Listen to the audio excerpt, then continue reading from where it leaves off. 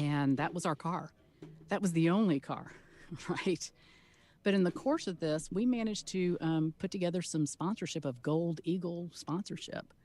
And it was enough money that we could actually go and start leasing an arrangement. But we weren't going to be able to lease one until bump day. That's just how it was going to roll. Everybody was going to qualify if a backup was available. You know the drill. And we ended up with Richie Hearn's backup. And it was on bump day. And Scott suddenly had to go faster than he had ever been before. And we're standing on the pit road waiting at about noon for Della Penna to show up. He and Gene finished the deal. And we put Scott in, and Richie Hearn is short, and Scott isn't. And so he went a couple of laps. He wasn't comfortable. We had to take the seat back. Long story short, he turned a lap at about 2:17, and we knew that the speeds would drop. I mean, the temperature would drop, speeds would go up at the end. And the line was pretty long to get into the tech line. So we threw him in the tech line at 2, 3 o'clock. And as everybody's going down and it's getting closer to the time, it took us about 2 hours to get through the line. It's now after 5 o'clock. We're on the tech box. A side pod's a little bit low. And it's kind of quiet. And so Larry's trying to distract the official while the guys are raising the side pod just a bit. And some fan screams out, "Hey, don't drop that." Everybody's laughing. I'm standing next to Dr. Jerry Punch. I said, "Well, that must be the fan that gave us a check to fund Scott's effort." He goes, "What?" And I had the check in my pocket. Next thing you know, Dr. Jerry Punch is trying to cover up account numbers and say, "This is a fan who's given Scott money. Can he make it? Can he do it?" Oh, the drama, right? Wow. And with about 30 minutes to go in the day before the gun went off, the person in front of us crashed. And it was a big hit, and it was messy. So then you're waiting for the cleanup with 10 minutes left to go. Scott gets to go. And I think his last lap had 2 wheels in the grass. He let everything go on that line. He was balls to the walls. He had to go faster than he'd ever gone before. And he ended up qualifying at 2:20. And then I think Tice Carlson was behind us. Forgive me if I got that quite wrong, but they got to go. They got a chance to go. And in his run, the first lap was good enough to bump us out. The second lap was good enough to bump us out, and the third was not. And that's how we made our first race. Wow. And so we were on row 33, and we got to be part of Robin Miller's last row party, and that was good. Row 11, yeah, and end of the road, the long walk to grid, as I call it. But how amazing, though, having to go through those wars to get in for your first, and having done that the following year, gone through the wars to get in. Mm-hmm. I can just say from personal experience, it absolutely frames everything about that event for you every year that you return. I don't want to say I feel bad for anybody who wins or has an amazing debut. Obviously, I'm jealous of those folks, but I think if you show up and you have fairly decent success at Indy first go round, I just wonder if you're able to properly appreciate the "I changed my underwear 4 times today because I peed so much." You know, I mean, that's the tension. Wow. It was so intense. It was the full gambit of the emotion in such a short span. In fact, the lady that was assigned to shoot the man on the bubble, you know, the photographers have their, you know, the pole sitter, the bubble guy, and the guy that gets bumped, right? She shot the picture of my hands, and I was clinging them fisted together so tightly that they were white. Completely white, and I still have that picture. That it was an intense day. At the same time, we made it, and here's what's cool: when we started the race, I mean, literally, we made it, and Larry turned to me and said, "Now we got to go get the equipment to run the race." And our crew was the Shelby Can-Am crew who had never been over the wall, and we decided that they had earned the right to do that. And so at 4 o'clock in the race morning, they're practicing their first ever pit stops back in the garage. And we let them go over the wall. And the very first one was horrible. And Scott stalled it. And I'm sitting on the pit stand. And do you know what it sounds like when 50,000 people from behind you in front of you all go, "Ugh," together? Because they're with us, right? I mean, Scott was one of the opening deals from ABC. He was poster child for Hungry America because he said, "I sold my car to make it. My power bill's off," right? I like when they And have it too 50,000 online. people went, "Ugh." I like when they have an But when opportunity we for 2-on-1, nailed it, just don't do the it. first time we zip, zip, zip and gone, and the guys went to their feet, so did everybody behind us. And that was incredible. Wow. That was incredible. So, Leanne, you and Larry, the LP racing team, LP Performance and whatnot, this small outfit continues to build and grow. Guy who has become fairly well known today as a team owner. Yeah. A lot of folks who are newer fans might not appreciate that young Samuel Schmidt was a pretty darn good race car driver, and he, making his IndyCar debut, certainly someone who he seemed to love everything about it. Definitely had, I think, some of the same mindset and approach of you from the promotion side, the marketing side. I mean, Sam wasn't just the traditional, I'm a skilled driver and that's all I do. He was very integrated on the business side too. Tell me about this development for you and the team, because there's something unique there as well. I met Marv when Sam was running 2-liter. Remember the very first IRL race had a 2-liter season opener in Orlando, and Sam won that race. Yeah, Marv, Sam's Winger, dad. the human? And Marv, Sam's dad, and Sam had won that race. And to be honest with you, I sauntered over talking to Marv. I said, when he's ready to go to IndyCar, we can do that for you. We can get you there. And in 1997, Sam had made the jump, and he was with a team that had specialized in jet car drag racing. Turning left was a thing that they didn't quite know how to do. And Marv called us up on the phone and for a week and said, please come down here. But, stepping into somebody's effort is something you just don't do. And we wanted to be respectful. At the same time, when we got down there and they figured out who Larry was and all that kind of stuff, they were like, oh, come on in. And so that's where we kind of met Sam. And then when we went to Texas, we helped out there too. And after that, Sam actually just brought us the effort. And we had 14 days to build his effort. 14 days to build the car, the crew uniforms, the look, everything. And we went to New Hampshire, I think, was our first race. And we didn't have an 18-wheeler, but we did have 18 wheels because we had 3 rider trucks. Oh, my goodness. And we made it, and we made it to the race, and the car looked every bit the show car. In fact, we were up doing media day in the media center, and a lot of people had seen Sam's car, but Sam hadn't seen it. And they all came in and said, man, is that your show car? Are you going to actually race that? And Sam hadn't seen it yet. He hadn't seen the scallops that we'd put on the nose to pay homage to, the old Champ Car days. He hadn't seen a lot of that stuff. I mean, it was number 99 because of the Behringer Special. If we lose this game, we should probably stick in Tony Bettenhausen's dad. I mean, Gary Bettenhausen's dad, Tony. I mean, we had a lot of history in it. In fact, we even named it Special because, again, that's what they used to call the cars. And so that's how we started with Sam and had a great run with him in 98 as well. Ask for your opinion. Level 78. I think you were on the team that was the splitting the front row with Greg Ray. Yeah. Y'all were the first best story of a small team. We were the second because we were outside row 3. And we had spent, I think we had $1.5 million that year. We had one car, maybe an engine and a half. And the backup car, Delara, we had convinced Delara that if we built a backup car, that anybody in the small team needed it could use it as long as they paid for it first. But we carried it, and it was in our colors. And everybody was all the small teams were okay with that. But that was our backup car. We didn't even own it. And so we just kind of made it happen. And you could do that. And Sam and I got along really well on the marketing side. Do you remember his lamb chop sideburns? How could we forget? That was mean.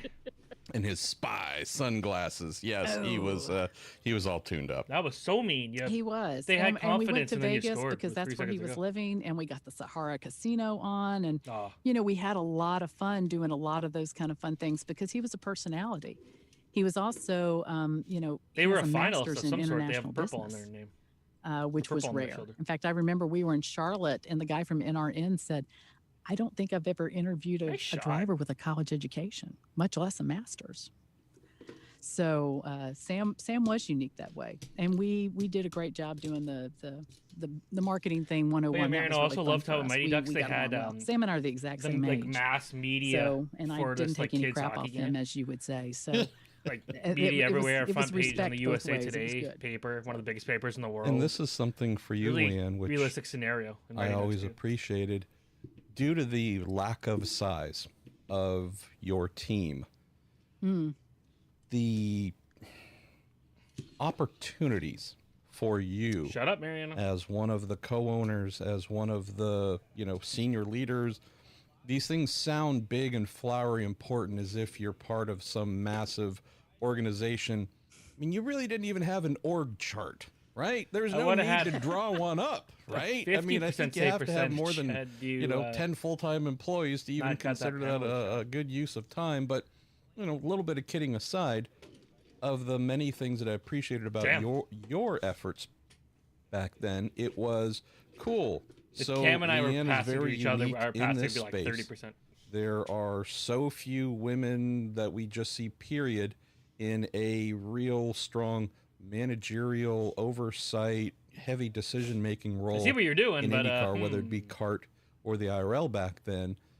You weren't just, hey, this is what it says on my job title, these 2 or 3 horrible things. Start to this that's all I'm going to do. And I'll do them well, but hey, that's all. You were all in. Whatever it was, you were all in, and that was, as I witnessed it and experienced it, was a big part of what you brought to the team, which was everything. I mean, look, you're not claiming that you're going to rebuild the engines, but whatever was needed to be done, there was nothing precious or, nope, not going to get my hands dirty or my shirt dirty. I'm executive level. Tell us about that, because that's a huge part of you, yet again, being expressed through motor racing. Scott. Go back to stealing Wayne Gretzky. Coach. It was pretending they're yours. In 1996. Poser. Do you remember that the Windows started in fall of 1995? And in 1996, I'm in the Speedway, and suddenly the pie guy is how about like, that? you need to warm up your engine. And I was the only person in the team that actually had a computer and knew how to log on. So I got a quick Windows lesson, and I became our first data gal. And it was my job to warm up the engine and get the computer up and going, and then hand it over to the guys so that they could do. Well, I hope Cam is watching to clip that. So I always thought that was kind of interesting. But you're right. I did whatever was needed. The only thing if it was going to be bolted on the car, it had to do with the car's performance, race strategy. David just tried for every angle now. In Larry's domain, and everything else was in mine. So everything from the FIA paperwork to all of the transportation, to all the uniforms, design, all the marketing, press kits, any kind of sponsorship we did, hospitality we did. Where were these guys the finalists? Pretty much all of that was in my wheelhouse, and I was the staff of one. Did they go beat like Turkey or something? I didn't have anybody else in my division. The org chart said me. Yeah, me, and and it was also payroll and invoicing and all that kind of stuff. In fact, one day I figured out that Michael Andretti had 6 people doing all the jobs that I was doing. Maybe the reason they suck is because there's a guy with gray hair on the team. He's just so old, he shouldn't be on the ice anymore. Wow. I mean, it's certainly scalable, obviously, because I think they were running 2 or 3 cars at the time. But I have to tell you, the thing that I think is interesting about that is that Sam today has about 6 gals doing the job that I did. And I love the fact that they're all gals. So it was a lot of fun. I was never bored and certainly exhausted. I mean, we pretty much had to work 7 days a week. Pretty much Christmas and Easter is what we took off because nobody else would work with us. That's kind of how that went. And, but it was a hard job, but it was also a great job. Because on some level, David, you were tripped, right? David, you should be complaining to the ref. Having been at Carroll and at the end of the day, you wave goodbye to everybody and say, hope you had fun. In this job, I got to compete. I got to make a difference, and I got to help choose the drivers that were in our seat as we rolled down the road and find the talent. And I got good at that, and it was a lot of fun, and it was just fun to compete, and it was fun to be at the track. Although you walk into Phoenix, and it was the day we were paddocking. As it turns out, I was the only girl there, and they hadn't opened the women's restroom yet. So I had to ask for the key to open up the women's restroom, which was part of the deal. But it was also fun. In fact, in Vegas one day, we all went to dinner, and we all have on our stuff because we just come right from the track. So we've got on our shirts and all the logos and everything. And the waitress came in and said, "Well, who are y'all?" And our standard response was that we're a bowling team. And, she'd laugh a little bit, but then she looked at me and said, "Oh, well, you must be the secretary." And all the guys kind of laughed a little bit. And John Erie, and John, he was our tire guy. And he the late John Erie, yeah. John Erie, what a great guy. And he turned to the lady and said, "No, ma'am, she's the boss lady." And I thought at the time, I wondered if that waitress would go home and say, "You know what? It may not be at the racetrack, but if she can be a boss lady, why can't I?" In fact, that same weekend when we were at Vegas, I was giving a garage tour, and there was an elderly lady in the tour. She was about 80, but she had on tennis shoes and her jogging outfit and her little white hair, and she was keeping up. I was a little bit worried about her, but she was keeping up. And when we got back to the tent, the hospitality tent, she came over to me and she grabbed my hands, and she literally had moist eyes and almost a tear in her eye. And she said, "I am so proud to see a woman do what you just did." And it just warmed her heart. And those were the times when I sometimes didn't quite recognize, again, that you're the only one doing something, or you're the first of something, or a pioneer of something, and what that means to the people that are seeing you. So when we get to Division 1, what then? What do we get to Division 0 and like Division like negative 1? Some of the gals that were first and the gals that there's no progressing anymore, right? The shoulders that I stand on matter. When you get comments like that. Division 1 is the top. That was lovely. But Cam said Cam thought we plateaued at like Division 5. Who you lavish a lot of love on. In just a moment. That was almost a freebie. Let's move forward a little bit, Leanne, to 99 in the IRL. Nienhuis brothers come in and are involved. They bring the person some refer to as greasy old salad bar, we would call Eliseo Salazar. Elio coming off... Eliseo, I wish it was Elio. Eliseo coming off of a terrible 98 season, broke himself, not just in half, but into quarters. Massive crash. Came back in 99. It was his way of earning money, obviously, as a professional driver, but also brought fairly big sponsors with him. He needed to come back from a supporting himself standpoint, but even he admitted, I came back way too soon. Wasn't a great year by any stretch of the imagination. But one thing that stood out to me that year, and this is falling into your area of expertise, is while the team was never going to do much that was particularly impressive with the driver who just was not physically or mentally ready to get back to his best version, there was this really interesting introduction, I think it was at Dover maybe, of FUBU as the sponsor on the car. And of all the things that year, Cristal, which had been the main sponsor on the side pod, if I remember correctly, FUBU showed up. And I had no idea it was coming, but granted, it's not like I was plugged into that side of things, but I remember showing up and seeing FUBU on the side of the car and going, holy crap. I knew exactly who and what they were, was fully versed in all of it and so on. But this was the first, real solid African-American based sponsor that I can recall coming into any form of IndyCar racing. And I know that you were central to that. So while the season didn't have much to offer competitively, there was a really interesting milestone that happened, and I know that you were a part of that. Could you share how that came together? Because for those who watch the show, Shark Tank, with Damon John, who's been one of the judges there forever, that was his company, FUBU, for us, by us, and on a frickin' IRL car in 1999.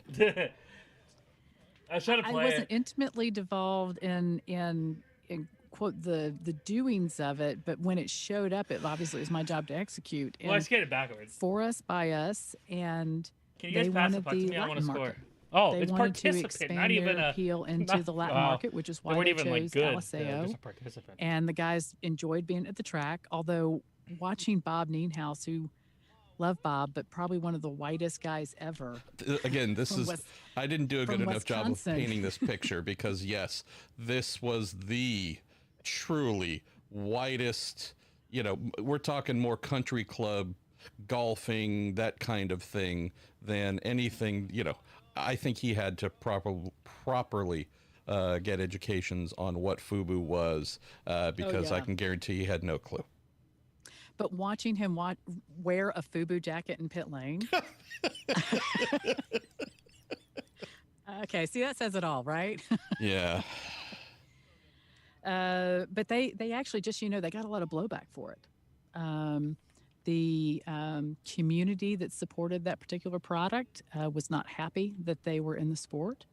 They got a lot of blowback for it, and they really didn't want to push that envelope. They didn't want to make any grand statements because I told them, I said, look, if you're going to do something with this, let's really do something with, because the greatest symbolism we have right now is the black and white checkers of the checkered flag. Please do consider passing the puck to me. And I do want to score they didn't want to do that. They didn't want to push that envelope, so they didn't stick around for very long. But it was an interesting experience having them there, and they were great when they were there. So I think I might still have somewhere deep in storage FUBU's version of Timberlands they made, and so those were I think it might have been you who distributed them to us in the transporter. the goalie assaulted Mariano. They could be our new shoe, or were meant to be our new footwear. And again, I just remember the looks on our all-white team, and there was just a lot of folks going, sure. And these would have fit in perfectly in Brooklyn and a few other places on pit lane with a bunch of white guys, or maybe not so much. So I mean, I was so tickled by it because I'm like, it's amazing, but oh man, this is fun. This is going to be fun. You want to talk about I don't understand the fit, so bad. And I'm not sure FUBU will as well once they get a look into what they're a part of. So, I want a shot. I want a shot. But nonetheless, you made it happen. Well, and it was going after the Latino market. The interesting thing about that season is that we became a Firestone test team that season. Yes. And LSAO could put together 11 or 12 perfect laps at the exact same time. I mean, you were the data guy. You knew it. He could just clock them off identical.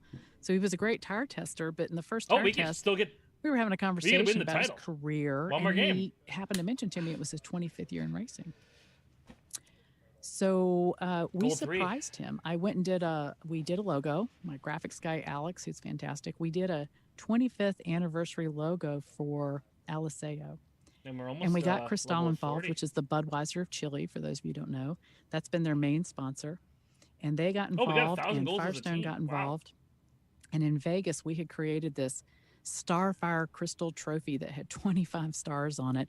Cristal CEO flew in. Everybody flew in, and we did a presentation in front of the Vegas race where he had won before to celebrate his 25 years in racing.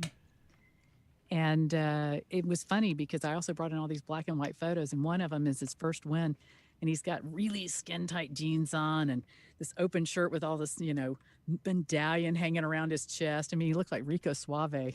Let's get choosy on this next game. It was his very first win, and we brought in all those, but we totally surprised him with that. And that was nice. In fact, they ended up flying that trophy, FedExing it, mind you, back to Chile, and the Ministry of Sports made it Aliseo Day and honored him as well because, he had done a lot. In fact, he told me when he was in the hospital, the reason why he came back was because of all the letters from all the children that said, "You're my hero.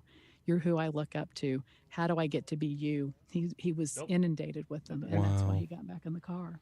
So that was a lot of fun for Aliseo, and it was fun to surprise him. You're gone, and now love to fast forward to 2001, Leanne, before getting into some of your heroes. First season, inaugural Sam Schmidt Motorsports team. This is the LP infrastructure behind it. So this was you and Larry running the organization for Sam's first year, 2001. Here we are. 2021, so a little bit of a milestone there for Sam and his team and how far they have come today as Arrow McLaren SP. But tell us about this fairly interesting dynamic where you're running something. It's certainly not under your name. I know the Nienhaus Racing was similar capacity, but this 2001 embarking upon a new career for Sam as well as a team owner after his big crash, paralysis and such, being the businessman that he was, Sam wanted to continue in the sport, wasn't ready to buy everything, hire everyone, wasn't ready to establish his own outfit yet, and looked to you and Larry to create that for him. Tell me about that, because of the many things I would imagine you could be proud of. If we're talking legacy, you look at McLaren being involved, you look at Pato Ward, one of the great young talents in the sport, Felix Rosenquist, Juan Montoya is going to drive for them at Indianapolis this year. The roots of what we have today were planted by you and Larry. So, of course, Sam was injured in Orlando at a warm-up. And I got the call. I wasn't at the warm-up. Larry was. And Marv called me about 4 hours after the crash and said, he's going to be a quadriplegic. And I need answers now. Jeez. And so I started dialing for information. You know, the Christopher Reeves Foundation, other hospitals. I mean, my job was to get Marv information in as much as possible and as fast as possible. And we got after it. And then as he healed, he was in the hospital, he made his choice and stuff, but we were actually one of the first to go see him for the first time when he could actually stand up and not pass out. You know, they'd sit him up and he wouldn't pass out. He was finally off the breathing tube and whatnot. And we went to see him, and I don't remember why, but Larry left the room. It was just Sam and I. And again, we're the same age, and we relate on a lot of different levels. And he basically looked at me and said, you know, I want to keep going, but I don't know how to do that. And I said, well, you could be a driver coach, but let's face it, you weren't that great. You know, he laughed a bit. And I said, we could do the marketing thing, but I knew that he had the means. And I said, you need to be an owner. You can do this, and we can do it the exact same way that we ran you before, but let's put your name on the door. And he said, but you know what? I've already seen people here that we can make a difference for. I mean, Sam and I always had the good cause marketing thing, right? And he said, I've already seen that. I've seen people that are in their wheelchair now run out of insurance and are suddenly condemned to the wheelchair for the rest of their life. He said, we need to fix that. We can do things. I'm like, well, we'll do the Sam Schmidt Paralysis Foundation. And, you know, we needed to, you know, make that work. And, you know, he had a lot to think about, and it took some time. And we got a phone call 21 days in front of the first opening day of the season. This seemed to be our mojo. So we had 21 days to build that whole effort. And we put it together. This time we actually did have an 18-wheeler, not Ryder trucks. And we made it to Phoenix. And the Speedway, the sanctioning body wanted us to have Davey Hamilton because he was the Iron Man, and that was they were going to help Sam out that way. So that's who we got. And the first time we met Davey was at the very first practice session in Phoenix, the very first day. Mariano, did you know you and our job there was to help Sam figure out how to engage, because he's now going through all the emotion, right? The grief, the anger that you go through when you're suddenly looking at your fingers and they haven't moved, and they're never, ever going to move. And we had things to figure out, how to engage him. So we figured out how to rig up the headset so that he could talk to the driver in the pit lane by, you know, moving his head like he did with his wheelchair. And we had to figure out, you know, how to accommodate his needs on the road, handicap thing, and then it moved to an RV. We had to figure out, from the foundation side who we were going to help. And we've had every known contraption known to man at the track. One arm, no arms, no legs, power, manual, the whole bit. And we inspired some of those people to, you know, life is not over. This was important for Sam. We had vets from the Richmond Hospital come out. In fact, when we took them from hospitality to the paddock, they lined up a big train between power and manual chairs. They made a big train going over to the paddock area. It was great. The Camelot training room. But there were things that we just had to figure out and help him learn to do Not to mention, he had to maintain his regimen of physical therapy. He had to do 40 hours of exercise a week in the midst of all of this. So it was helping him learn to manage. It was helping the emotional hit, because we knew we were going to take that, and we did. We were the safe zone to yell at, and it was okay. And we knew that that was part of our job in helping him make this transition. It was a tough year, although it certainly had its high points. Sam always maintained a sense of humor all the way through it. I mean, his physical therapy people were helping him on his legs one day, and at the right moment, he emphasized, he went, "Ow!" And they freaked out, and then recognized he couldn't feel it, right? Don't say any bad words. And even Sheila maintained a sense of humor all the time too. We were all in the hotel room at one point, and they brought McDonald's in. He's like, "Honey, those fries are looking pretty good," and she's like, "Well, help yourself, honey." Fluck. So we kept giving him. We try to maintain the same kind of normal relationship that we'd had. I don't know who's watching. Joking around, I got a couple viewers. Trying to make it as normal as possible. And we did a lot from a press standpoint, and the story was such a great story. We ended up on the cover of every newspaper or above the fold in the sports section everywhere we went. And Sam had to do all that. All right, Sam had to put himself out there that way. And then it was finding the right chair. And then he started to paint with a brush in his mouth because he wanted to help his signature. Interestingly enough, Sam's signature, his autograph, is the exact same now as it was when he was able to write with a hand. They have cool branding. Change. You can't tell the difference. Their jersey's cool, logo's cool, pads are cool. Of course, the girls that wanted their breasts signed were equally thrilling for Sam. Sharpie in the mouth. Let's go, right? Oh, wow. Yeah. So it was a really interesting year. We did lay the foundation for a lot of things. And it was interesting to watch Sam go through what he did. Certainly there's a lot of emotion, a lot of anger for a reason. And I can tell you that I went to see Sam about 3 years ago at Road America, and we were talking, and he made the comment, we were just talking about the journey that he's been on. And he said, I really understand that I have done more for people in this year than I ever would have done in that cockpit. The goalie did it so casually. Because it's interesting to watch your friend go from being this really, verbose driver that's just full of himself and full of energy and all this stuff, to going into this mode where clearly there's anger and hurt and passion still to do good, to the man he's now become and the lives that he has touched, and the fact that his heart is full in doing so. And that's an amazing journey to watch somebody go on. And just to play little tiny cog in that wheel was a privilege, to be honest with you. I want to touch on one other thing from 2001, Leanne, which thought it was another toxic blowpipe demonstration of the heart and warmth and everything that's infused within you and Larry as well. This is not an easy team to beat here, that's for sure. Crash. So we're at, again, you wouldn't call it an anniversary, but we are 20 years out from that stomach churning crash. They're hanging one guy back a lot here. And having been one of, I don't remember who else volunteered, but when they brought the car back to the paddock in the middle of the race, someone asked, who wants to volunteer to go clean it up? And the request wasn't, it's dirty. It's the car's just showered with blood. Yeah. And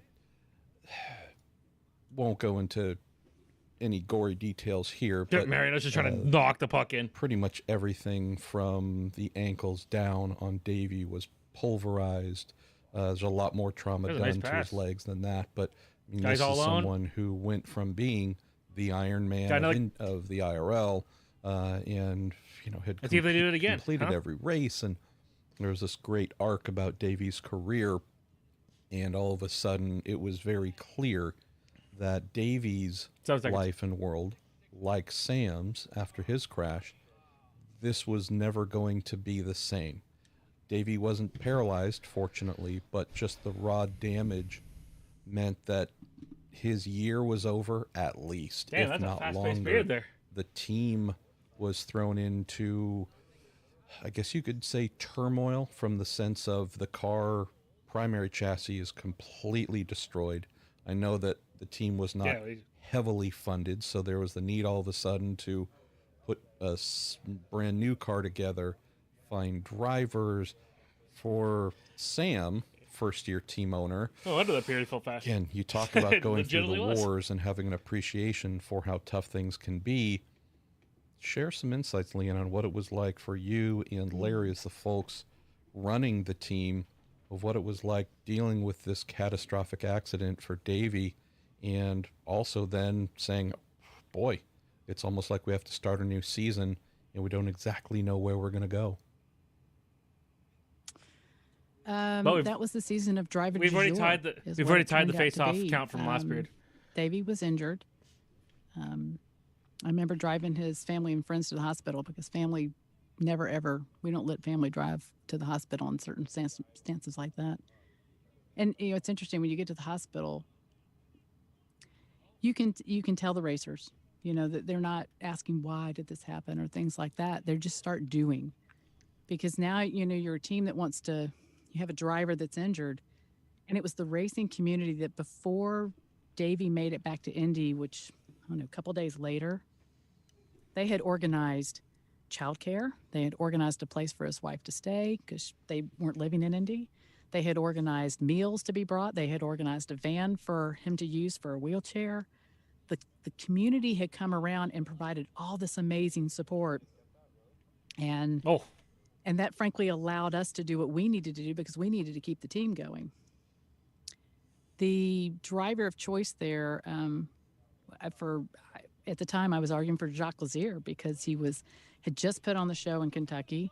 He was absolutely hungry. He was ready to go, and he was under contract for the next race. So we had one race to put a seat in, and then we got Jacques at Richmond, and we sat on the pole with Richmond with Jacques. And which was phenomenal. So we went kind of from feast to famine kind of thing, and having all that emotion of watching Dave recover to being able to celebrate the fact that this small team just sat on the pole. And little note there, we were in Ilmore. I remember the day the first Ilmore showed up. You took pictures of it. Oh yeah, it was pretty. It was gorgeous. But we know that we had less horsepower than Penske and Kelly that were using those Ilmores as well. And even though Richmond's a setup track, I get it. But, to sit on the pole that day was phenomenal. Unfortunately, we bumped Sarah Fisher off the pole, which would have been the first down on the pole. But she managed to get there anyway down the road. And so we had these incredible experiences with Jacques. She tried to pass there. Finishing P3. And then next thing you know, John Menard hired Jacques away. We're like, I'm still pissed about that.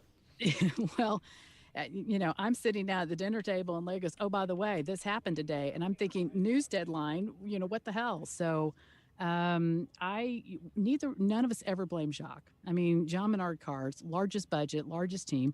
You're going to go. That's what you're going to do. And we had done our job. We were a small team that helped a driver move forward in the sport. But dang it, we were getting ready to go to St. Louis where we had tested.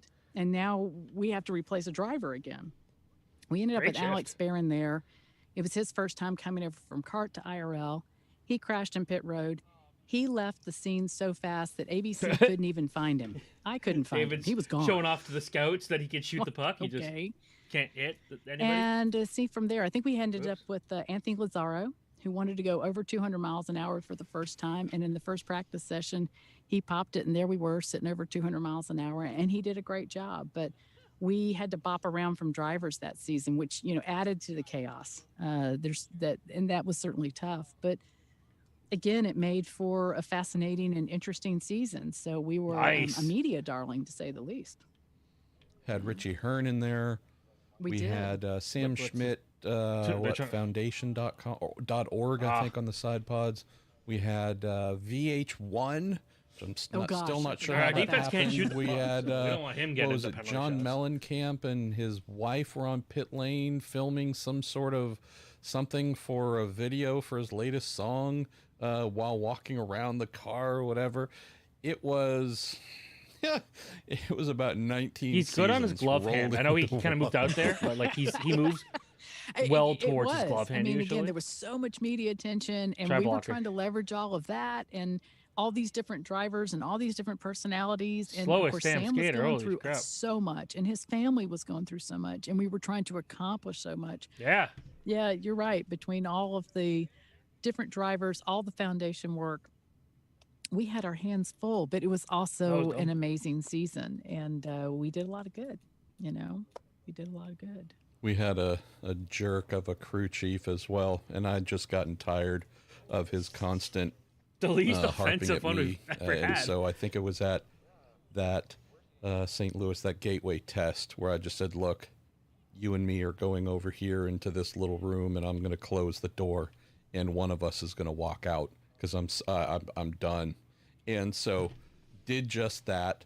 Rolled down. It was actually rolled down. It was a roll-up door. Rolled that thing down. Closed it so truly. There was no one else there, and we were just about to start throwing bows, and our truck driver. That was the highlight of the period. Name, but burly man, ex-military man, rolled the door up. It's like the last game where I made the diving us and said, save, and like this that is not wasn't happening a highlight, today. But, unless you want me to drop the standard two of you. wrist shot save. I don't know if our relationship ever really got any better, but yeah, tensions got to be somewhat high at the time. And that was shortly after Texas, so there was a lot of nonsense going on. I think I also had some sort of massive.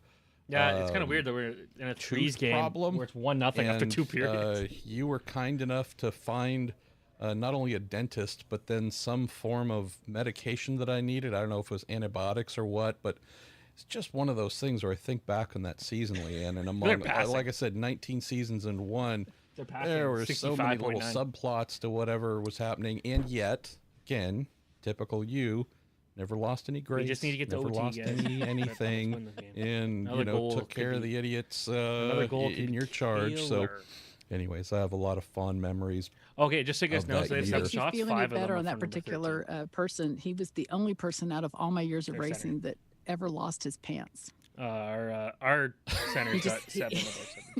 His pants didn't show back up for cleaning, and he looked at me like, "Where are my pants?" And so I finally just sent back what he'd given me, which was like one pair of shorts. So he went into a 4-day weekend with like one pair of shorts one day, and I'm like, "Hey, dude, I've never lost a pair of pants." Wow. Good luck with that. The things you remember. That's amazing. Well, let's do this, Leanne. So, full admission here, and this is just admission of my. Their center's hard to see because he's my got great his legacy jersey, like, of being an tough. idiot. Must have been 3 years ago. No, he was just maybe 4.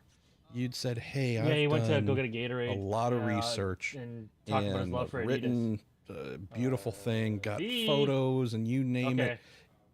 This woman, at least he's good at defense. She is the bee's knees. She's everything, and she's not the only woman who's worked in IndyCar before me that inspired me. He's getting the job done. I have a great affinity for Anita, and I don't know if you know about her, Marshall, but here's a USB stick with more than you could ever ask for if you want to write something about her, do a feature about her. This defense was on sale.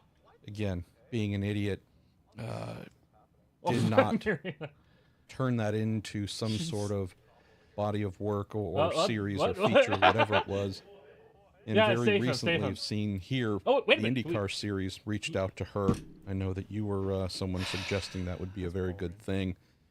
Just reminded me that, well, I failed in my mission a few years ago. Still have the material, though, so I'm not saying it's not. 3 it'll never tonight. happen. How about that, folks? But I just thought it'd be wonderful for you to share some deep insights on some of the women, because we spend all day talking if we went through all the women, but some of the women like Anita who just serve as that engine inside of you, propelling you forward, and what makes some of them special almost ranked to 2. you. So I'd love for you to just regale us.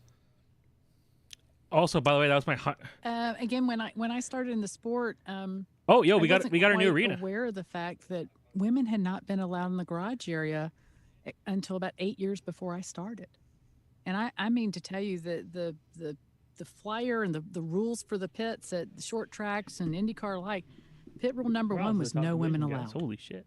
It's just where it was. You couldn't walk in there to hand somebody a passenger set of keys or to give them a sandwich.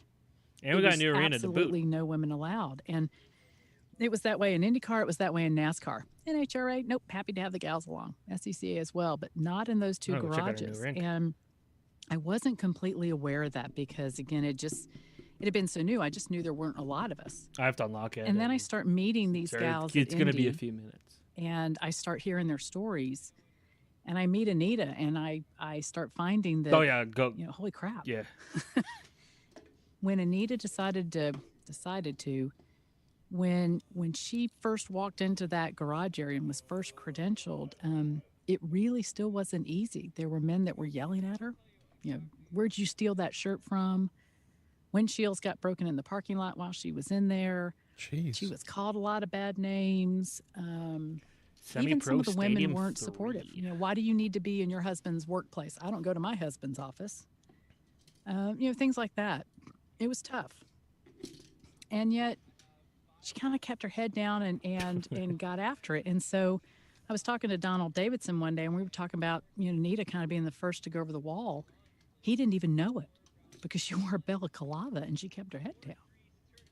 So when I start, getting to know Anita, and gosh, darn it, she just became like a huge mentor and sister to me because she had been through a lot of the things that I was already going through, and having that ear and having that voice of experience was just really, really great. Open these rooms like once in your life. She started way back when with Howard. Mariano he taught her how to fabricate, and she became a hell of a fabricator. And all the work that they did, everybody. Mariano just assembled his own hockey team full of bags. She wasn't on the couch just eating bonbons. She was in the shop every single hour that Howard was. And they did so many cool things. Like they cut an IndyCar in half and attached it to a barn wall. That technically was the first time anybody had put an IndyCar on a flow bench. Anita was the one taking all the measurements of all the string of all the wind. And that it changed the leading edge of wings for forever. I mean, it was never the same again. They then went on to Gallus, and it was the Gallus R&D group. And Jeff Ryan was there. He was doing the first two-way shock and the first three-way shock. And he said, hey, we need to dyno these things. And they built the first shock dynos. And it was funny because Jeff Brabham came in and said, well, that's only half the story. And Howard just laughed because then he put a really heavy, huge spring on it. And they built it with enough horsepower to deal with the spring as well. It's like, ta-da. And got the good. But it was Anita that wrote the computer program that gave us the first visuals of what a shock looks like on the computer screen, so that we knew that they had individual personalities. The hazy one that you use. You knew that one shock would be better on one corner as opposed to the other. And that's where Shock Mojo kind of started. And they were very open with that technology. If somebody wanted to know about it, somebody wanted to talk about it, they would be very open with it. And she did that work right alongside with Howard. And her stories just continued to be, every time there was an opportunity to go do, it was with Howard. And she'll tell you that Howard held the door open for her. But I'll tell you, she also had to walk through that door. She had to walk through that door. She didn't have to do that. And she was a formidable crew person, a formidable fabricator. And she went over the wall as a vent man. And this isn't an era when there was no pit speed limit, there were no helmets, just a balaclava. So guys are coming in at 160 miles an hour, all out of shape. And her job as a vent man, as you know, is controlling that whole pit stop. Because the minute she releases that driver, he's gone. So she has to have a cool head to actually make sure all the four tires and corners are all changed, everybody's set, that traffic coming down pit road is clear before she releases that driver. And of course, she's doing all that in nanoseconds. So when it came time to send a person over the wall, Howard's like, well, you're the only one I trust. So we sent Anita. She was 95 pounds, and it was the Machinist Union car. And the Machinist Union wanted to actually make her the new Rosie the Riveter. At which point she said, nope, because I'm a part of a team. She says, Roger Penske says there's no I in team, and you can't isolate one member because it'll break up the team. So she actually refused to allow them to actually showcase her or make an example of her because she was part of a team. So, and I know you respect, that's one of the many touch points about Anita that just you love so much, that yes, she was a foreign creature in that environment. And yet she rejected. And I'm not saying that she wouldn't do interviews, and there were many Right. wherever she went. Seemingly there was a newspaper article about the lady in pit lane or whatever. Pick whatever bad take from 30-40 years ago was written. But while she would not shy away from speaking about what she did, it was never in isolation. It was never, why, yes, please cast the spotlight on me. And I know that resonated with you heavily. Absolutely, because at the end of the day, she was a racer. And I think that's one of the things that I really enjoyed about the women that I met in this very small sorority that we had, of the women that actually worked in the garage. Linda Connie, Vicky O'Connor, Eloisa Garza, incredible. She did all the carbon work on the Chaparral car that, Johnny Rutherford's winning 500 car. She was really the first to do some of those things and to make that technology possible. And all of these women, frankly, myself included, and, Kate Gutlock and all these girls that are still kind of doing it today, we're not there to prove that women can do the job. We're there because we want to be there. We love the sport. We want to compete. We want to give our best. And, I've been asked before, I'm like, why is it important to showcase a women crew member? Other crew members don't get showcased. And I'm like, I understand that. But at this particular juncture, it's that, the new campaign that's out, see her, be her. All right, so basically we just have to win. And you have to remember the starting point here to stay in the division. That's when it. When Anita first started, I guess our goal now is to go for the division title. No women allowed. Which we have to win 8 games. So that's pretty tough. She got caught fabricating when Howard wasn't around. They put together this really cool Bluebird bus. It was a machine bus because back then there wasn't a Dallara part bag you could order, and it was an entire bus filled out with machining equipment that drove from track to track to track, and she got to sit out in the bus. She helped build the car back in the garage, but she got to sit in the bus. She didn't get to go in the garage and actually race. And slowly but surely, men would come out and they'd look at her kind of suspiciously, and then they would slowly but surely figure out that she could actually do the machine work too. But she got to stay out in the parking lot and machine parts in a bus. That was it. And you just kind of think, knowing the bad names, the difficult calls, the inability to go do what you love to do just because of your gender, come on. And so at some point, you tell the story because you want this next generation to know it was a hard fight. And you want people to go, oh, I didn't realize. And in a lot of cases, most men didn't realize. I mean, there was a journalist in New Jersey had to take a pregnancy test to prove she wasn't pregnant before she could get on pit road to get her credential.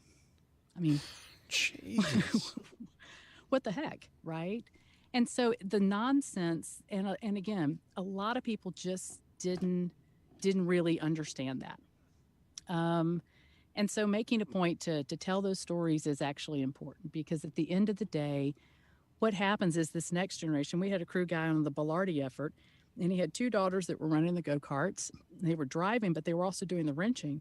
And they came to the dad very sheepishly and said, Dad, we don't really drive anymore, but we didn't want to tell you that because we didn't want to stop wrenching. And he's like, oh, no, absolutely. You can turn wrenches. Well, 20 years ago, a dad wouldn't have said that. And a dad will say that now because there's been Anita, because there's been an Eloisa, because there's been, others of us that have been just in the garage area making an appearance and doing the job. And it just makes it possible for others to see the possibilities. I'm 22,000 from... Amen. That's important. Sister Patterson. 79. Why don't we close on what you are doing right now, which is immensely fascinating and yet again, I think plays to all of your skills. When you were telling me about your involvement in the Indy Autonomous Challenge, using these Dallara Indy Lights cars as the basis of true, AI inspired performance with these vehicles, this contest that's coming up, you getting involved on the university level, I just thought, wow, here's someone who can whether it's from the data engineering side to the marketing to the this to the that. This seems like yet another Leanne type scenario where you get to be wearing 47 hats and loving all of them and enriching the program. Why don't we close on this? And for those who might not know about it, maybe you can give a little bit of a deeper background than what I did. But tell me about this and your involvement, because, wow, this is not for dummies. No, racing not for dummies. It never is. The Indianapolis Motor Speedway and a couple other corporations have got together. They are hosting the Indy Autonomous Challenge at the Indianapolis Motor Speedway.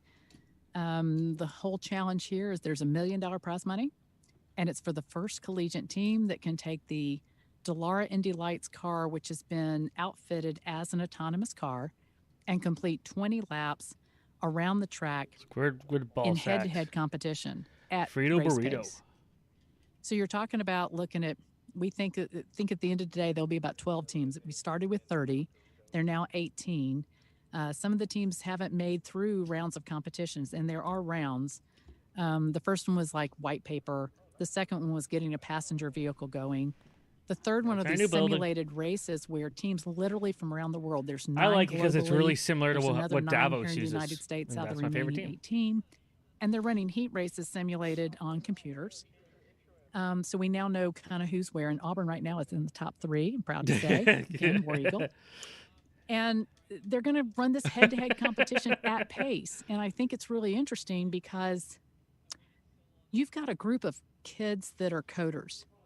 And the object of this is not, and I repeat, not to create a driverless racing series. That's not what this is about. Don't have numbers in the back of the jerseys? What? This is about taking autonomous technology and moving it forward.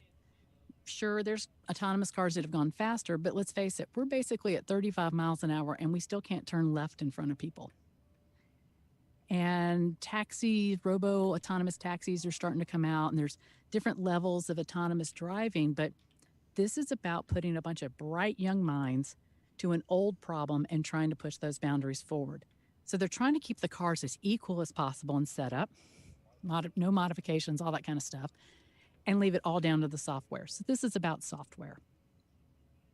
And it's really, really interesting. Clemson University is actually doing all the hardware, so all the sensors, the LIDAR sensors, the GPS satellite sensors, the radars, all those kind of things are being stacked in. And then teams get to use those services and systems in whichever configuration they can to make that car go fast. But what's interesting is these kids don't know anything about racing. They honestly don't. The Formula SAE guys know more about the shocks than the guys that are coding. And that's interesting to me because you and I both know that an Indy Lights chassis at the Indianapolis Motor Speedway is a very sophisticated piece of equipment, and that we make adjustments in millimeters. And if the sun comes out, the setup changes. So the question is, is the car going to know it's got to push? Oh. Is the car going to know what the exit of the draft feels like? I mean, if you can program a car to, think like Rick Mears or, Marco Andretti, well, then you've probably done some good in the world because you've made a system that's going to think faster and perform better and stay out of trouble. And therein lies what they're trying to do. So all the teams will be at the Indy 500 this year, and that's where they're going to actually pick up their cars. The qualifying teams will pick up the Dallara car. They'll go into those, I'm assuming, the old Formula One garages inside Turn 1. So the fans should be able to see these cars on the Indy 500 weekend. And then the very first week following will be the very first on-track test where autonomous cars are going to go around. They'll do another test in September, and then in October, they'll actually be the race. And they'll have to qualify on a qualifying weekend, and then they'll have an actual race as well. So the Speedway's behind it. They're going to be full supportive of it because this is what the Speedway was designed to do. It is a test track. It's the greatest test track. And racing and developing innovation have gone together hand in hand like peanut butter and jelly for centuries. And that's what this is about. So it's kind of cool to be a part of. And the kids are so wicked smart. Kids, quarter in the swear jar. Oops. Students. Is there no aim assist in threes? They're mostly grad students. But they're just so wicked smart, and they're so excited about it. I'm talking to our team leader, and I'm like, so how fast do you think we're going to go? Of course, he gives me the engineering definition that has to do with, horsepower. I don't ever even play like if the car's going to ping out at 185, how fast are we going? He goes, we're going 185. I'm like, okay. That's how confident they are. And it'll be fun to see. They are going to put a capsule over the cockpits because it would be really freaking weird to see open cockpit Indy Lights cars with no driver in them, go around the speedway. So they're going to close that over. And in true engineering fashion, the rule book says no animals are allowed on board.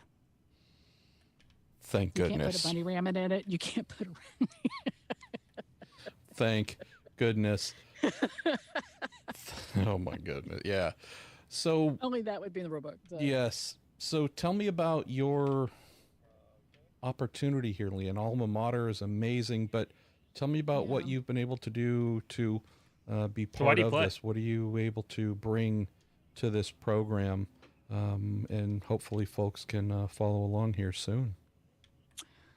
Part of my job is just to eliminate all the hurdles of what it is to run at the Indianapolis Motor Speedway so that our team, and we're one of the smaller teams, although I will say we're the let's give it one more try, then I want to switch to Siege. Percentage of women on our team than any other.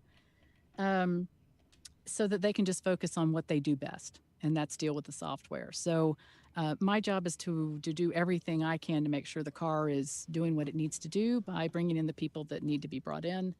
And then from a alumni standpoint, we obviously need to raise the funds to go do this, right? Delara has given us a very generous price point of $300,000 for an Indy Lights car. And you and I both know that that's originally a $750,000 deal. And as a roller, it's $1 million. So they're doing that. And Auburn's already committed to do that. But having the funding to kind of do the testing that you want is important.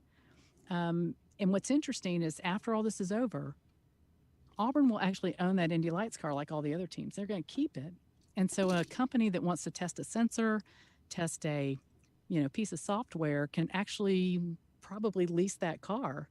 And then we can either take it to, we have a track down here at Auburn, or Barber, who's right in our backyard, for a road course capability, can actually test their software using that car.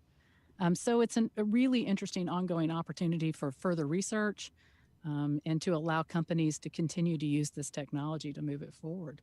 So that's part of what I'm bringing to the table is that perspective. And then again, just helping people leverage the situation, because at the end of the day, the branding opportunity here kicks off with the Indy 500. And you and I both know the pole sitter gets more branding than the winner of the Indy 500 because you get to talk about him for a whole week.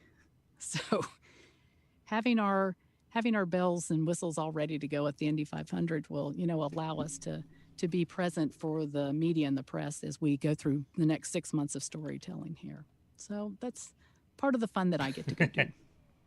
All right. So happy for you, Leanne. It sounds like a perfect fit. Well, there's lots more for us to discuss, so why don't we save that for a future part 2?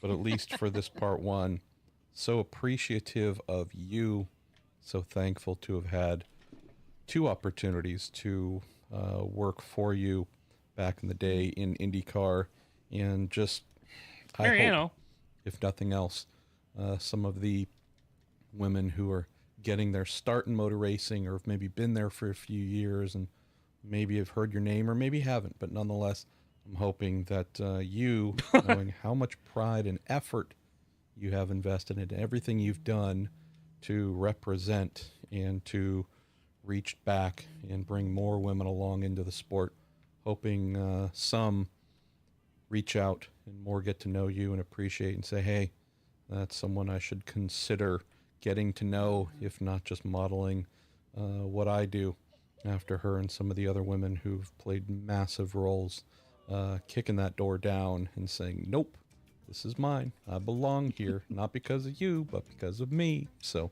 thanks for taking some time, pal. Well, you're beyond kind with your words, Marshall. I'm just absolutely blushing. It was just an opportunity that I was graced with. They did, yeah. It's been a fantastic ride, and I've been thrilled with every part of it. So it's been fun. I look forward to it continuing in other ways, too. So it's going to be good. Thanks once again to Leanne for making some time and letting all of us get to know her a little bit more. Just truly a dear friend and someone who contributed a lot to the sport. And I hope as more of you get a chance to see her I'm going in for whatever arena at upcoming races this year, you see her, stop by and say hello. You will not be disappointed. Just a truly warm, bright, enthusiastic, and highly talented person. Also thankful to know her and to have been influenced by her. So this is our little Marshall Pruitt podcast. If you haven't listened to it before, we have more than 1,000 episodes waiting for your perusal at marshallpruittpodcast.com, plus the various ways you might subscribe to this little audio experiment of mine. Thanks to you for listening, and thanks once more to Cooper Tires, the Justice Brothers, and TorontoMotorsports.com. Yeah, you poke the guy in the eye. 88 Indy 500, the little Thomas Knapp Motorsports Genoa team with Greg Ray. They ran into each other. I was the assistant team manager and engineer there, and whatever, jack of many trades. We weren't particularly known in IRL circles. We were an Indy Lights team coming up and trying to dance in IndyCar at the Indy 500 for the first time. And so I think, as you would do normally with any new team or folks that you might not know so well, you made it a point to stop by our garage in Gasoline Alley at one point just to say hi and, again, get to know folks a little bit, certainly help you in your broadcasting capabilities.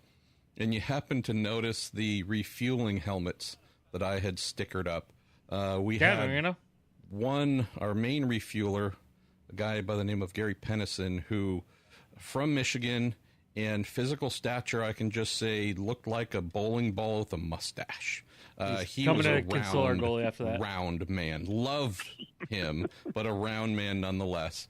And our vent person, an air jack person, Ed Nelson, tall and rather slim. So I had just decided, although I don't think either of them were watching South Park or knew what it was at the time, I had just put Cartman on Gary's, because he certainly looked like Cartman, and Kenny on Ed's. And so while in our garage, just again, introducing yourself to everyone, you caught those two helmets sitting there and just about pissed yourself laughing. And then when you asked me about them and I pointed out who the Cartman was in the garage and who the Kenny was, you just were crying even more laughing, realizing that, yeah, actually, that's a pretty good fit. And then we had a fun conversation about your passion for South Park. And I'm like, you know what? Paul Page is just the freaking man. So anyways, just wanted to recount that, and I'll never forget that, because if nothing else, we bonded over South Park. Okay, and that's a good way to do it, I think. Let's talk before we get to the many, many questions that came in, Paul. It's so cool to see how many folks just love you and want to connect. Let's talk about a book that you have been beavering away on. When are we going to get to read it? What is it titled? And how much scandal and infamy does it include?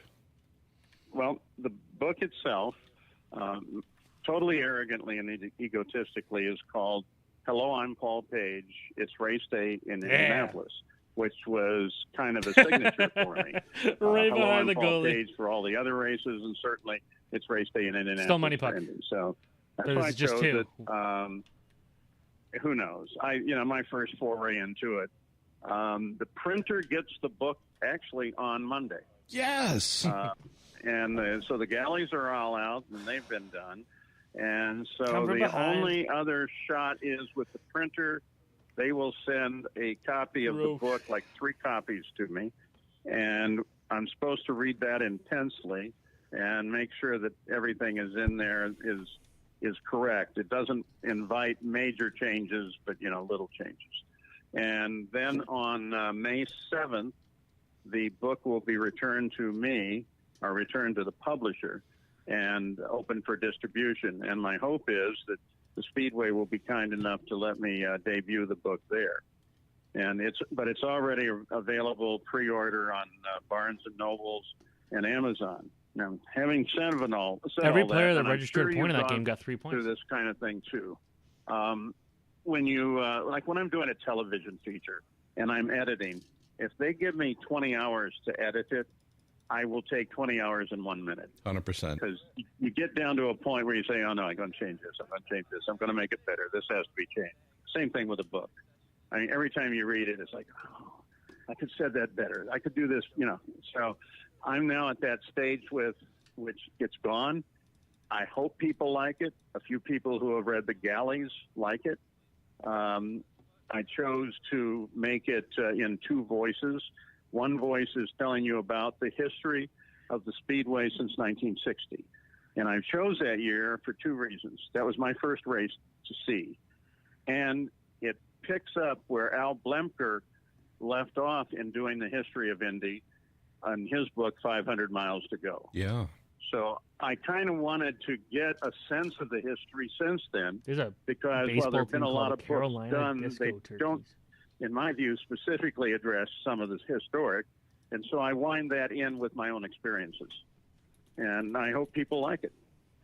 That is going There's to be... There's a lot of stories like the Driven story in there. Well, yeah, that's going to be a gift. We recorded a little something separate Chara gonna fight earlier about the movie Driven, since I'm working away on a big 6'9" history of the drop down to his knees and gets back up. With its Trying to 20th run anniversary Big Chara just a off matter balance. of weeks away.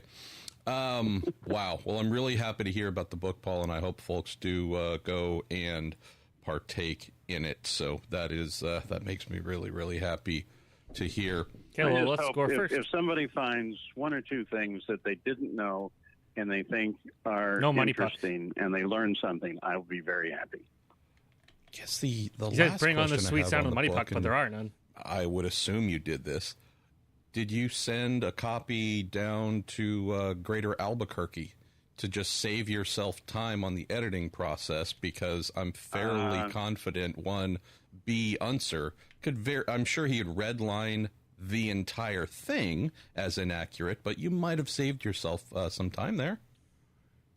Well, with regard to Uncle Bobby, the first answer is no, I did not. And the reason there is, of course, Uncle Bobby would try and take control of the book immediately. And I'd hear that, now, Paul, that's not exactly how it happened, So, and we spent so many hours together and so many secret hours together, stuff that never is going to hit that book. But there are a bunch of good Bobby stories in there, and he's not going to get to see it until it publishes, just because I don't need that phone call. Say, we need to change this, Paul. I'm a lot better looking than that. And there's a number of stories that speak to some of his, his fear of heights, for one, 13-time champion of the hill climb, Pikes Peak, and he's afraid of heights. And how I exploited that in the booth, and stories about him and Sam in the booth, and what it's supposed to be on the backside is, here's what the race was, and here are some of the things that happened that surrounded it, or this is what the season was, and here are a few things. It's not a kiss and tell. There's no negatives in it. This is fun. This is describing my passion that I've had for my entire life for the Indianapolis 500 and IndyCar racing. So happy for you and for me, because now I have an awesome new book to buy and hopefully do good with my word reading and whatnot. Let's dive into a healthy dose of awesome questions.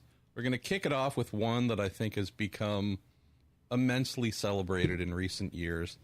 This comes from David Barker. It says, Paul, first of all, I want to say thank you. My fondest memories I have as a child was watching the Indy 500 with my grandfather and your Delta Force themed prologues getting us hyped for the race.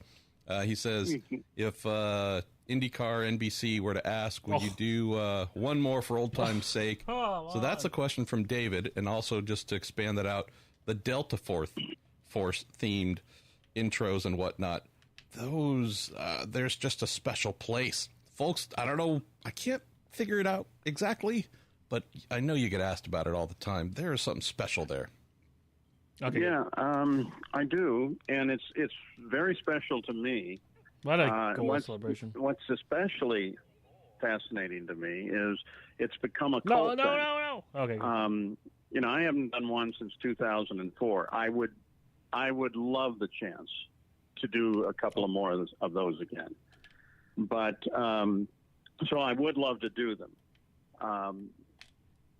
The work itself now is being copied on YouTube by all kinds of people who just want to create another Delta Force for another year, and that's the ultimate compliment, I guess. It's but the way it started, editing back in '88, which was when the first couple of them started. I think we started hitting on all cylinders in the '90 version of it.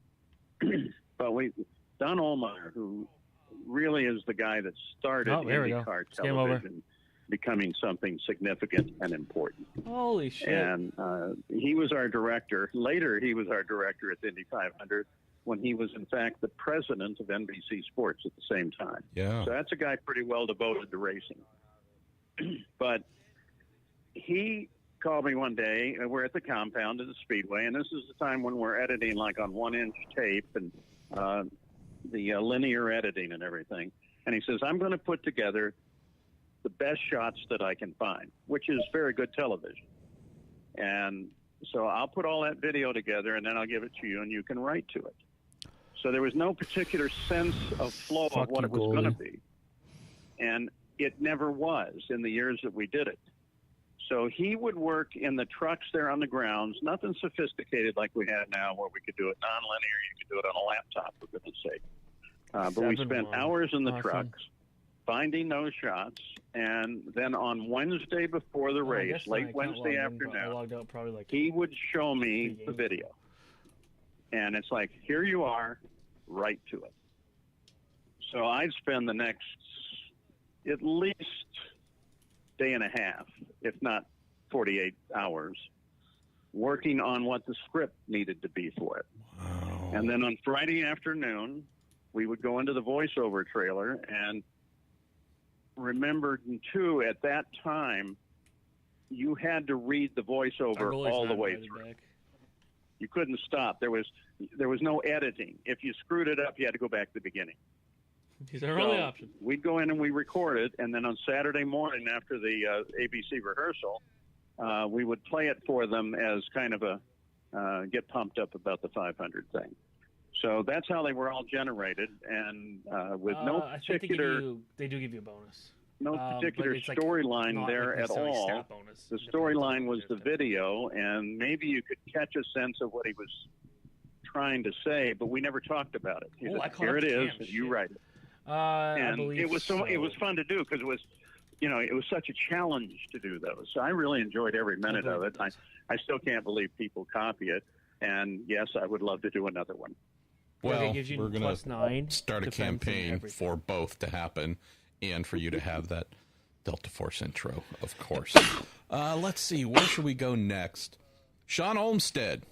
He says, just two quick questions. Says, I hear you own all the Champ Car radio broadcasts. I was wondering if you'll be offering them for purchase similar to the IMS broadcasts.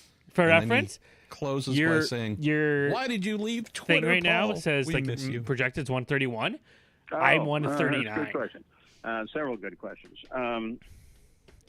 I do, in fact, own the CART broadcast. 163. Radio broadcast. That was a network that Cam had a 30-point lead on me, and I caught up. We just wanted to do it. We had done it with the Speedway in 1978, a whole season concept of broadcast. But Panera's got 22, Raymond 21, Marchand 17. And the Speedway was going, 14. if you remember well, in between 78 and 79, a lot of traumatic circumstances. Yeah. So it kind of just drifted away. And but when CART came on, I approached them and we did it, and I thought it was pretty good. We had a lot of good broadcasts. It's interesting. I've never thought about posting them. And if somebody's interested, maybe we probably ought to do that. It never came to my mind. I love the idea. What about Twitter? So you're back out, so Mariano could join? Yeah, it's back out. Twitter is it was quasi-political. I just was getting tired of Are you done? Friends of mine calling me, and for whatever reason, and not necessarily full political, just saying, hey, they just pulled my post down. And I decided that I needed to indicate in some way that it says other players are I didn't really appreciate that. Now, that doesn't mean I won't get back on it. It just kind of hit me, especially the couple of guys that hit me with non-political stuff. And it's like, why are they taking that down? I don't have a good example for you, but that's why. It was also probably one of those spur of the moments where you aim at your big toe and blow it off. Well, yeah. I'll be back there. I've got other stuff at the moment. I enjoy you can go on Instagram. We got good Instagram and Facebook stuff. Okay. See? Well, we're tuned up in those areas. I enjoy social media, Paul, whenever I need a reminder that I'm fat, stupid, ugly, and a variety of other things. So, it's always there. We used to have, I'll tell you what I'll share with you. We used to have, and we created what we called the Jan Beekes rule. Most of us that were pros at it, when it was even starting, guys like Hollander were first starting with race information services and everything. And all of a sudden the flaming started. Parker, it drove him crazy. And finally he hired somebody to try to figure out what was really happening to him. And what he found was there was like one guy with 9 screen names, and and several of those flaming each other back and forth on how bad Parker was. And one of them actually threatened his life, and Parker took some action on that. So, but I said, Parker, we don't read the internet. They don't know what you just did, and they don't know what you overcame to do it. And he bought into that, but then along came Jan. And, I brought Jan on board, and he started reading. And Jan, don't read the internet. For you, David. And he'd come back every weekend. Oh, they're saying this about me. They're saying that about me. And finally, we said, Jan, here's the rule. This is the biggest rule. You may not read the internet. I don't want to hear that you read the internet, because all it's doing is getting you down. It's one of the finest things Sebastian Bourdais said many, many years ago. Never read the comments. So exactly. I try and live and learn. Part of the thing about that, if I can drag you into this, part of the thing about David, that is they truly some siege and don't stuff. know I'm going to try that you G Fuel, see if it's any good. Your job as a play-by-play guy, would you like some? I got lots any of it. race, any sport, is you're the rooting press. It doesn't mean you avoid negatives, but you don't try to seek them out. And my view was, if you could do it on the screen in front of me, it gets in the show. Hey, they have a number 69. I don't care about any other and crap they have no logo on their jersey. I went through 2 splits. I never want to go through a split again. But so that kind of was a guide. Joe NHL. They have 4 wins. Good for them. How to but to lose, though. How to approach the internet. Wisdom from Paul Page. I love it. Where are we going next? How about our pal Hrishi Deshpande, who says, Paul, thanks for answering our questions. Says, when you were lead commentator, now our goalie what showed did up. your research and prep endeavors look like? He says, I've seen Chris Denari's Pacers notes, and they are very detailed. Right in front of me. Did you make similar notes, and how did your preparations change for Indy versus, say, a normal race weekend of coverage? Well, let's start with the incredible man. Even better just celebration. Passed away, Murray Walker, who was, in my view, the European equivalent of Sid Collins. And I knew Murray, and I first met him at Silverstone. And we were actually at a World Championship motorcycle race. So this is in the early 80s. And I was a big admirer of his. And I was watching him work, and I looked at his charts. And I said, what are you doing here? What are these little initials, And he taught me his charts. And so that's what I began to use. And it's pretty cryptic. But once you know how to use it and how to put things into it, it's very helpful. Keeping in mind the play-by-play of motorsports, you really can't look down. I mean, you take your eyes off that, and it happened to me once. I took my eyes off the screen for like 2 seconds, and when my eyes come back to it, some guy's hitting the wall. So you really can't look away from the screen, and you have to stay on the screen because that's what the audience sees. You'd love to say, "Oh, this is also happening," but that affects the audience adversely, whether or not they think it does or not. So, my preparation was always first person. There were maybe two guys, Kevin Diamond and Dan Luganbuehl, who actually would give you viable, functional information, and they'd give it to you as bullet points. And that was a good way to do it. But mostly what I did is what you just talked about a little while ago. I'd go and visit the teams, and moreover, visit the guys who were actually doing the work, and find out what was going on. I was a gopher for George Bignotti years ago, and I know where the work is done and where the secrets really are. And it doesn't exist in a news conference or a press release. No money pucks. So if you want to know these people, and my job is to communicate what cool people they are, you got to go talk to the people. So that's how my research generally took place. Amen. Going to stay with the name you just mentioned, a legend of Indianapolis broadcasting. Mike Jablow says, Paul, what's your favorite Sid Collins story? Also asks, how did the two of you become close friends? Oh, man, it's going forever. Let me say it this way. There's a lot of it in the book. Why don't you read the book? No. I met Sid. When I got out of the military, well, actually before that, when I was 15, I went to my first Indy 500. I didn't live in the city. I was a military brat. So at the time we were stationed in Fort Sheridan, Illinois. And I had been to a Formula One race when we were stationed in Germany at the Nürburgring, but I'm like 7 years old, But nevertheless, it stuck with me. And my family says, you're a family in Indianapolis wants you to come down and see the Indy 500. They're going to pay your whole way. I don't want to see cars just turn left. You got to be kidding me. But under duress, I went. The race hadn't started yet. And my heart said, this is what you've got to be part of. This is it. One of the most memorable things, I'm sitting up in Grandstand B. Goalie, what the fuck? So you don't see the crowd at the starting line or any of that stuff. Fortunately, you were very close to the old quality goal lane, but you look up there and you hear Tom Carnegie. Here on the starting line, we're talking with the chief steward of the race is about to make his final inspection. It's like, okay, it's total fantasy, but he got in the car and did it. All that tradition just sucked me right in. Wow. And so when I got out of the Army, I went to Indianapolis and did everything I could. I worked as a gopher for Bignotti. I bought and maintained a Formula Ford. One, thinking I might be a race driver, but soon finding out I wasn't. But still had fun with it for about 7 years. And when I met Sid, I had deliberately tried to get a job at WIBC because that's where he was working. And when I first met him, he was like up on this giant pedestal. Didn't even have him in the building. He was so cool.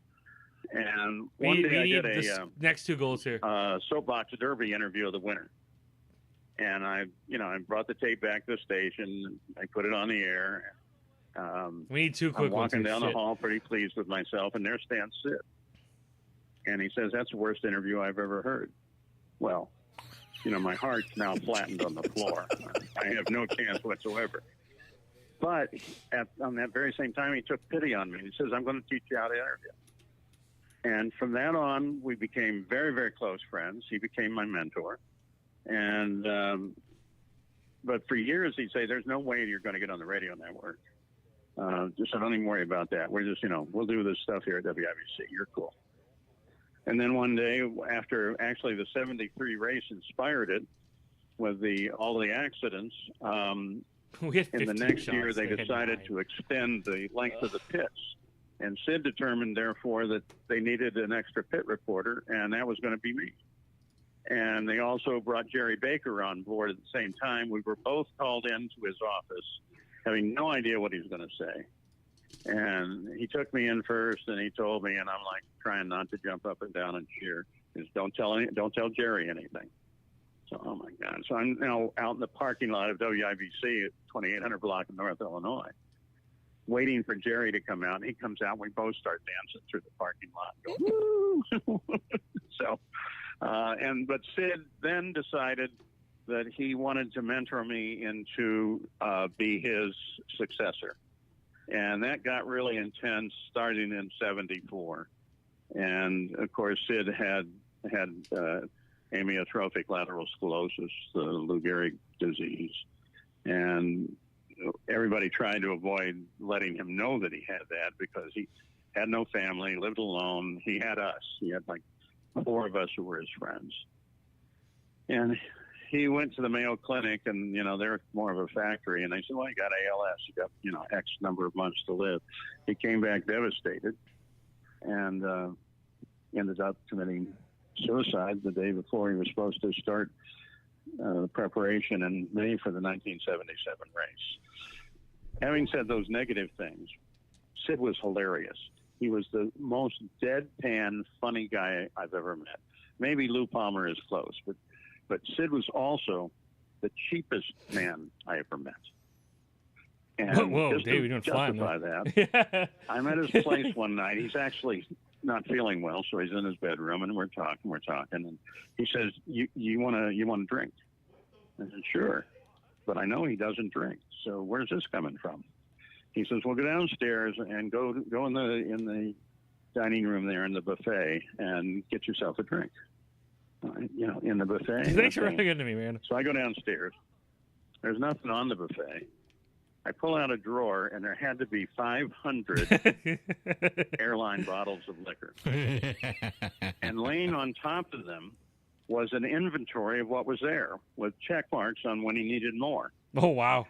So I go upstairs with my drink, and I look at him, and he kind of sheepishly looks at me, and he says, I always fly first class. I don't drink, but I always fly first class. I said, well, when you fly first class, they owe you 3 drinks. So I get my 3 bottles. That's like the cheapest thing I've ever heard of. Wow. But that was him. He never took himself particularly seriously. Whether it was he didn't transmit that to other people. Yeah. Well, whether it was small volumes of alcohol or shampoo, or I imagine many other things you'd come across in travel. That's phenomenal. One of the guys left. Well, I think probably the funniest was after he passed, and 3 of us had the task of taking his apartment apart and seeing what to do with the things that were there. And Freddie Agavation, who we know as a 52 pole sitter, but long history as a driver, and then worked for Sid as a driver analyst, but he worked at the time for the Champion Spark Club company. And we're in this room. Sid has a bedroom, an office, and a storeroom. 3-bedroom apartment, and one of them's a storeroom. And it's literally floor to ceiling with boxes. And I hear Freddie back in there. I'm in the office room cleaning stuff up. And he says, I hear this, "Oh my goodness." And, we run to see, what's going on. And he's holding up a box filled with little boxes of Champion Spark Plug cufflinks. Little spark plugs made into a cufflink. And he looks at me and he says, he's got 5 boxes of these, and we haven't had this for 20 years.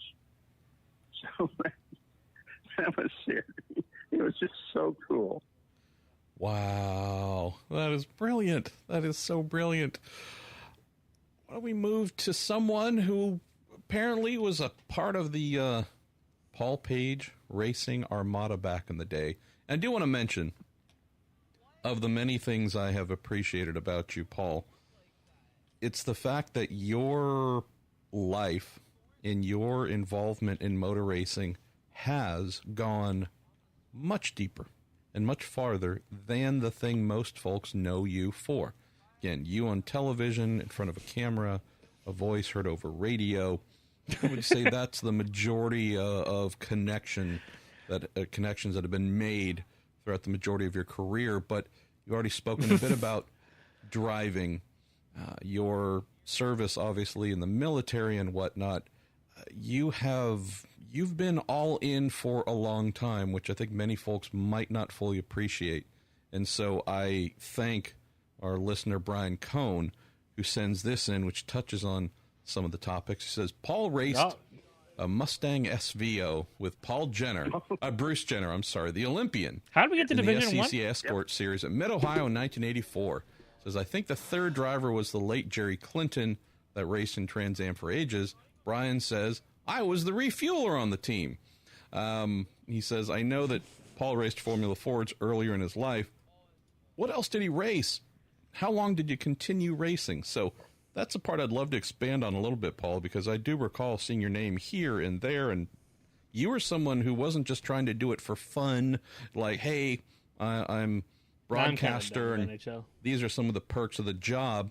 And you were/are a real racer. That's always been, a significant component of your composition. Siege, I don't know if folks fully grasp that you love getting into them race cars. Going over there. Oh, I love it. And to make sure you understand, I won one race in my entire racing history. Same here. Just one. On the other hand, I did create the axiom that the brakes are ineffective when the car is upside down. I kind of proved that. So. But no, I started in Formula Ford in '69, the same year Formula Ford as a class started.